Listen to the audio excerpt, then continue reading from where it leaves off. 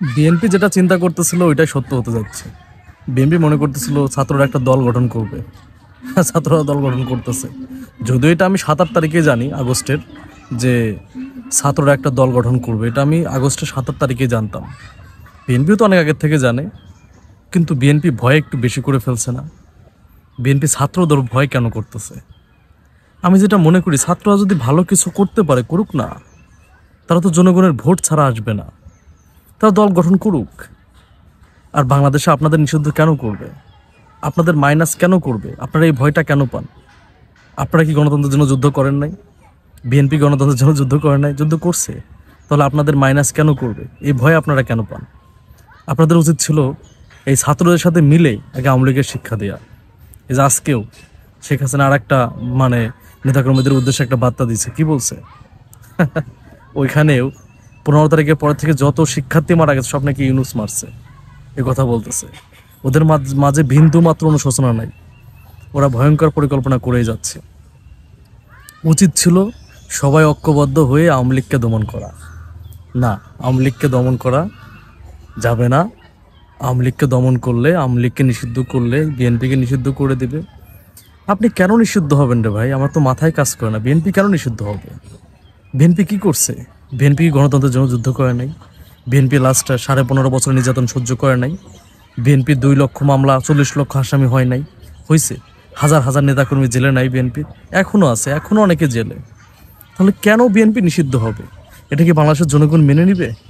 না। নিষিদ্ধ হওয়ার মতো কাজগুলোই বা কেন আপনারা করবেন? যেখানে সেখানে চাঁদাবাজি, যেখানে সেখানে দখলদারি কেন করতেছে? এগুলাকে একটু দমন করা যাচ্ছে না? হ্যাঁ, এগুলো দমন করতে পারতেছেন না? নেতাকর্মীদেরও দোষ আছে ভাই। শোনো, একটা কথা বলি, বিপদে পড়লে তোমরাই পড়বা।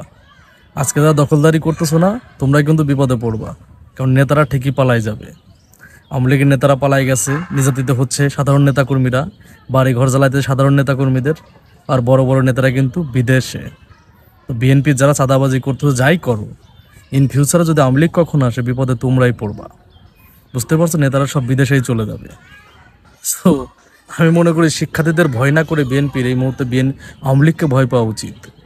কারণ আওয়ামী লীগকে কোনোভাবে যেন পুনর্বাসন বাংলাদেশ আওয়ামী লীগ না হয়, এই জন্য কাজ করা উচিত।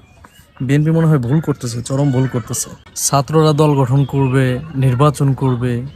ছাত্ররা তো পিছনের দরজাতে ক্ষমতায় আসবে না, ছাত্রদের জনগণের ভোটেই নির্বাচিত হয়ে আসতে হবে। তো ছাত্রদেরকে ভয় পেয়ে কী লাভ? বিএনপি তো বাংলাদেশের সব থেকে বড় দল।